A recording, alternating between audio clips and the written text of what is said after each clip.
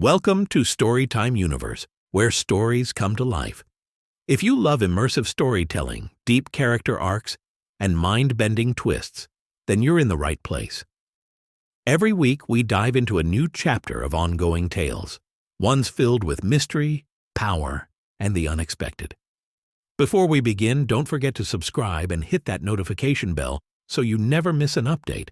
Your support helps keep these stories alive, and trust me, you won't want to miss what's coming next. Ascension Bound Part 2 Chapter 4 Trials of Trust. Leon fell into step with his newfound allies, the tension slowly ebbing as they navigated the forest together. The path grew steeper, winding upward toward a ridge that overlooked the moonlit treetops. The ground was uneven, roots jutting out like skeletal fingers grasping at their boots. Occasional glimmers of bioluminescent fungi lined the trunks of ancient trees, casting an eerie, pale blue light that danced across their faces. Mira moved with practiced silence, her bow always half drawn, while Darren's heavy footfalls seemed almost deliberate, as though daring anything nearby to test his armor. Vey muttered quietly under his breath, fingers twitching as he prepped a low-level flame spell, ready to cast at the first sign of danger. Leon, trailing just behind, found his mind drifting between vigilance and wonder. The forest felt alive, not just in the way animals stirred, but as though the land itself watched and judged. His rune-tracing hand itched, and he absently formed a tiny glyph in the air, watching it shimmer before fading. "Stay sharp," Mira whispered, holding up a hand. The group halted instantly, instincts clicking into place. From beyond the ridge, a faint growl echoed. Not a lone predator, but multiple throats rumbling in imperfect harmony. "Pack hunters," Darren muttered, raising his axe. "They'll flank if we're not careful." "Leon, think you can trap the left side?" Leon nodded, already kneeling to trace a series of rune of anchoring sigils along the rock face. The glyphs hummed faintly, their light dimming as he activated their stealth setting, a small trick he'd picked up from the system tips while experimenting earlier. "Ridge fights are always nasty," Vey added, voice tight. "One slip and you're sliding into who knows what. Stay close to the wall. No heroics." Leon glanced at them, realizing something. They weren't just random players grouping for convenience. They moved like a team that had already seen failure and fought past it. Trust, forged in battle, not just words. For the first time since waking in this world, Leon felt something more than survival instinct. He felt belonging and the quiet thrill of purpose. Mira scouted ahead, her bow drawn. "We're near the edge of the forest. The starter town, Emberhold, is an hour's walk from here. But the ridge, it's crawling with mobs at night." Darren grunted, tightening his grip on his axe. "We stick together. No heroics. Vey, you've got crowd control. Leon, set runes along the path in case we need to fall back." Leon nodded and got to work, tracing rune of anchoring and rune of detonation symbols into the ground. The system pinged quietly in his vision. Trap set, detonation, ×3, anchoring ×2. As they climbed, the air grew colder. Shadows moved among the trees, and soon, red health bars flickered into view. "Forest stalkers," Vey whispered. "Level 3. Fast but fragile. If they swarm us, we're done." Leon took a breath, heart steadying. He'd fought alone. Now he'd fight with allies. "Let's pull them carefully, one fight at a time." The first arrow flew, the stalkers charged, and the ridge erupted into chaos. Leon barely had time to trigger his first rune before the nearest stalker leapt, fangs bared. Snap! The rune of anchoring flared, freezing it midair. Mira's arrow followed an instant later, sinking into its throat. "Two more coming left," Darren roared, stepping forward and swinging his axe in a wide arc. The nearest stalker yelped, health bar halving as it stumbled backward. Vey flicked his wrist, casting Flame Lash, the firelight illuminating the ridge like a beacon. Leon shifted to the right, eyes darting between health bars.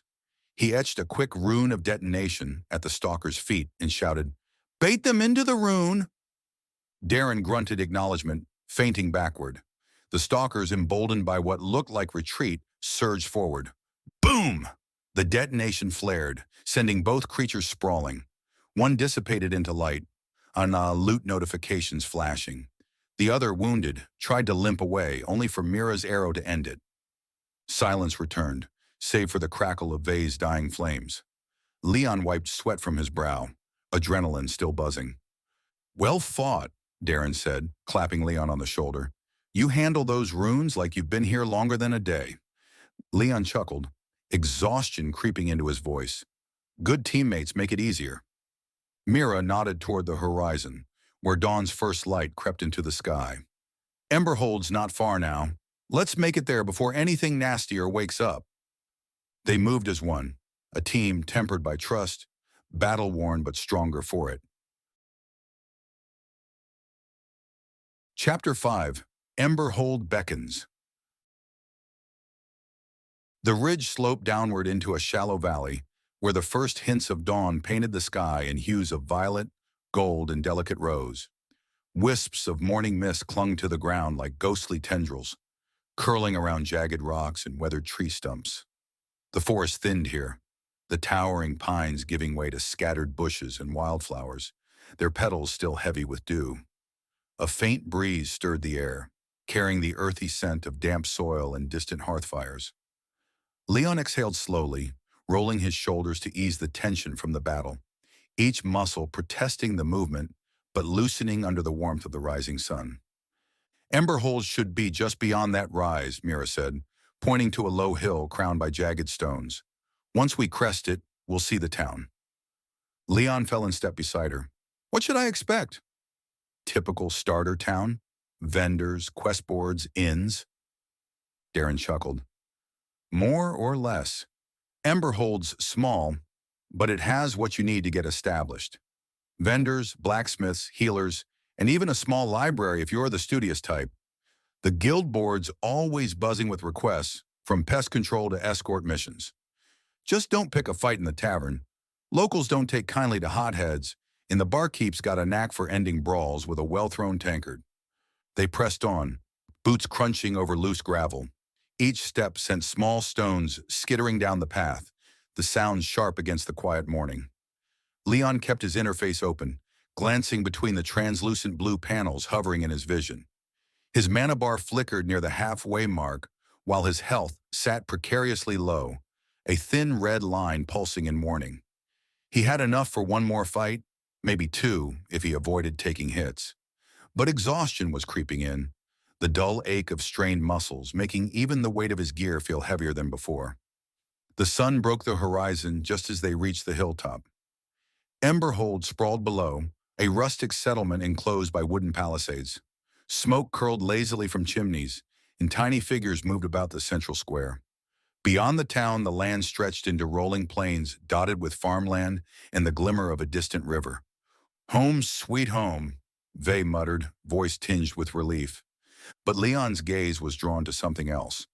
Above the town, faint golden symbols hovered, barely visible against the morning light. System alert, settlement safe zone detected. Hostile encounters disabled within Emberhold. Safe zone, Leon murmured. At least we can rest without keeping watch. Mira nodded. First thing you'll want is a room at the Emberhearth Inn. Then check the guild board. Plenty of work for newcomers. As they descended the hill, the town sounds grew clearer. Merchants hawking goods in voices roughened by years of bartering. Blacksmiths hammering metal with rhythmic clangs that echoed like a heartbeat through the streets, and the chatter of adventurers swapping exaggerated tales of victories and close calls. It felt vibrant, alive, like the bustling hubs Leon had seen in countless games. Only now he smelled fresh bread baking, the yeast-rich aroma mingling with hints of spiced meat from a nearby stall. The warmth of the sun touched his skin, but so did the coolness of the breeze carrying the faint tang of coal smoke from the smithies. Even the ground beneath his boots felt more real, packed dirt, uneven from years of foot traffic, scattered with stray pebbles, and the occasional lost copper coin glinting in the light. They passed through the open gates without challenge. Guards in mismatched armor nodded politely, but kept their hands near their weapons. This way, Darren said. leading them toward a sturdy two-story building with a sign depicting a roaring hearth. Ember Hearth Inn. Best beds you'll find without spending gold you don't have. Leon followed, already anticipating sleep, but another notification flickered in his vision. Quest update. Reach Emberhold completed.